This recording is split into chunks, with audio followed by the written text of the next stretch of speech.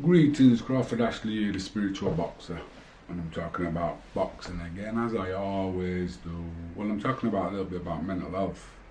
And what I did yesterday was, well, I didn't do one yesterday. No, the camera broke, that was what happened, and it ran out. And I was saying about my first ever memory of my mum was telling somebody that she never ever wanted me when I was 4 years of age. And like I said, I don't know how it affected me, but I know one thing, that she couldn't tell me what to do, and nobody could basically tell me what to do. But when I'm at the boxing gym, I'm not getting told what to do. They're asking me what I would do. So I had my own opinions from like 7 or 8. But from then, I felt like I never ever wanted to be here. I never wanted to be on this planet. And everywhere I seemed to go, I was never ever wanted.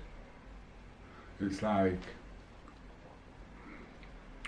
I won the schoolboys twice, and I won the junior ABAs twice. And I've gone down to Crystal Palace on the England boxing team, and down there I've gone down a few times. Joe McKenzie were down there, Glenn McCrory was down there, Billy Hardy were down there. There were quite a few who came through. And I remember I was sparring with a kid I'd beat, and he's boxing against Norway. So I asked why he was boxing against Norway, and Kevin Nicky said to me, he's got more experience than me. I just said, what, I'm getting knocked out? And then he said to me, shut up and do as you're told. Wow. Nah man, I'm the best this country's got, and if you don't want me, fine, go fuck yourselves. Next day I got on the train and came home, walked out. Not interested, I'm not kissing somebody's ass for something that's rightfully mine. That place was rightfully mine, I earned that place. But I'm not wanted. You're not wanted here. Why I wanted? You tell me. And then it's like, they don't want you there. It's like when I retired and I was going through depression really bad, and I realised nobody gives a fuck. I went to Miami boxing gym. Man, shit. You know, I was in a bad way.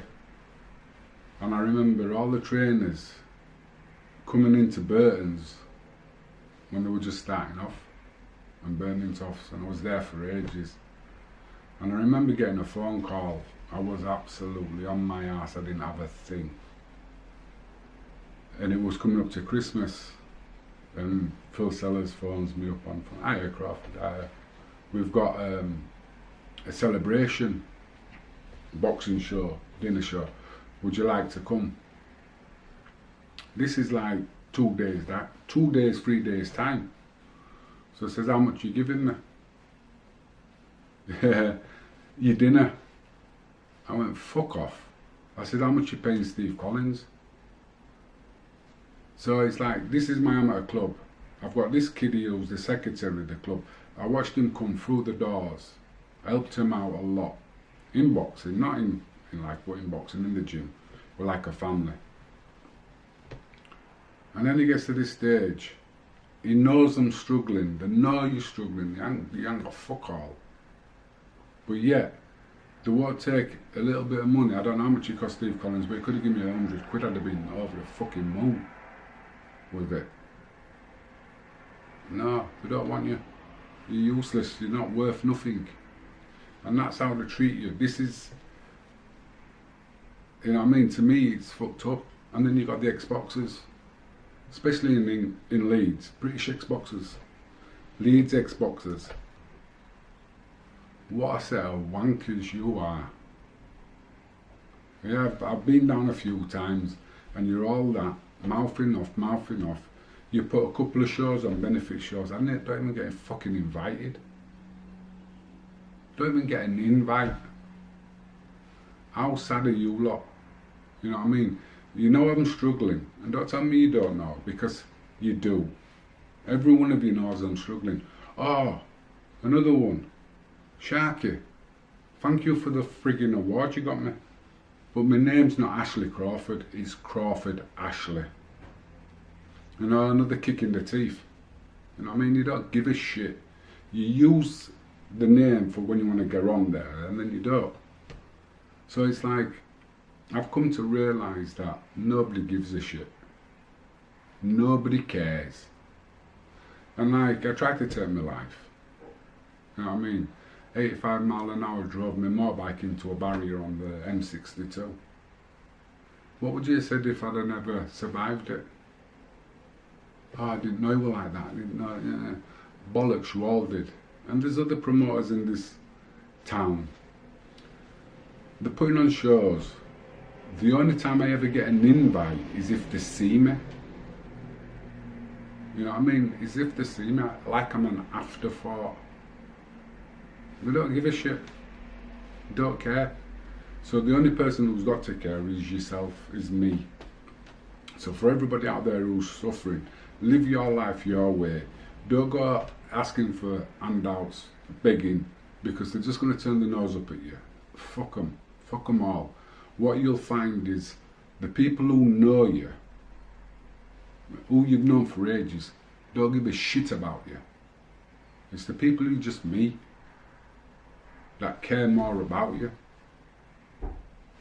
Because you're the person you want to be now, and it's the people who don't give a shit. They can't control that person you've become. Now you've become this person, you're going to meet people who are going to help you to get to the next level. You know what I mean? You don't need any of them people. I remember getting the gyms to the keys to a gym, and I was there working, and I could see how the trainer came. This guy came in, muscled his way in as a trainer, and got the other kid out who brought me in. And I was just watching him, and I knew exactly what was going to happen. So I says to him, I said, I'll come early, I'll open up for the young uns, and I'll do the young uns up until like half 5, and then I'll go. And then you use the juniors and the seniors until, you know what I mean? Because I don't want to get involved with them. I just want to get involved with the young kids, you know, 5 to 7, teach them the basics, have some fun, and go. I don't want to get involved with the others. And he was jealous. And I could see it's like I didn't want him to feel like he was, I don't know, inadequate, substandard. And he said, we had a little discussion because one of his boxers was talking. He was talking to me to train him. So I said, yeah, I'll train you, but I want 90 quid. Oh, what are you charging that much for? Because I don't want to fucking train him. That's what people don't get. You know what I mean? My time's expensive because what I teach is very valuable, and if you don't want to learn it, you're going to fuck me about, you got to pay me. But if you want to learn it, then the price comes down. The more I see you getting it and want it, I do it for no. But because there's so many fucking time wasters and dicks who just talk a lot, no, I'm not interested. And he phoned up, what do you think I am? The trainer phoned up saying to me, what do you think I am? Shit. Charging him that. And I said, you ain't got a clue. I don't want to train him. The guy's useless. And I don't want to waste my time on him. Because when somebody's talking to you and then you go and talk to somebody else and then go back and talk to them and then tell them what they've told you and blah blah blah. Chinese fucking whispers. Can't be doing with it. Problems involved. And then I've gone to the gym to open the gym, and it's changed the locks on me. Didn't have the guts or the courtesy to just phone me up and say, can we have the keys back? Yeah, you can have them back, mate. I'm not going to be where I'm not wanted. And the only people who lose out are you and your fighters. You know, and you know who you are. But, like I say, right now, right here, right now, everything's frigging brilliant. My son wants to box, and he actually wants to box. He actually listens, you know. He actually puts the work in.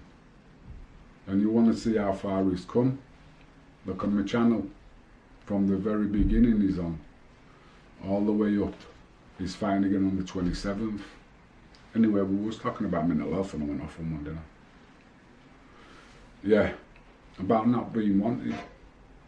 And when I tried, I was even when I was laid on the floor after the bike crash, and I was just thinking, I'm fucked, even God don't want me.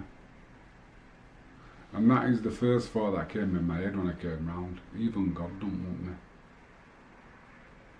All my fucking life, not wanted. And now I've tried to take it, even God don't want it. So what do you do? You know, how do you live your life? And I remember speaking to my dad, and he told me I wasted my life. And I tried to work out, what is a waste of life? And for me, a waste of life is living somebody else's and not living your own. You know what I mean? I own every mistake I ever frigging made. You know what I mean? Some of them were great ideas at the time, but they didn't come off. Whew, I learned from them. By passing the blame, I'll take full responsibility for my life, from start to finish. I remember Jeff saying to me when I was British champion, oh, I could write some stories about you, I'd get paid loads of money, wait while you're the world champion. And I just said, as long as it's true, I'm not bothered. As long as it's true, I don't care. Yeah, I've done some shitty things, but I learned from it. Didn't do it again. And that's what I think life is about, experiences. And holding your hands up to their experiences and really enjoying them. Really enjoy them. And that's the one thing I did about with my boxing. I just really enjoyed the moments I had.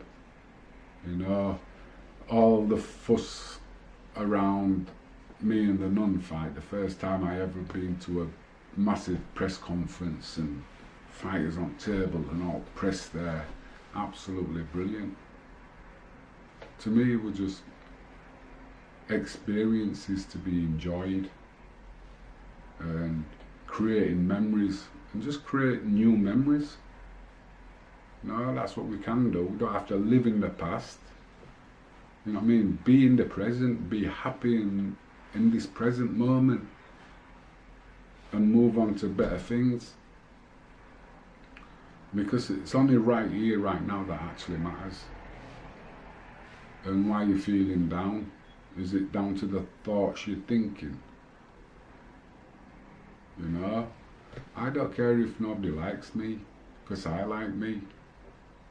You know, I gotta live with myself 24 hours a day, 365 days a year.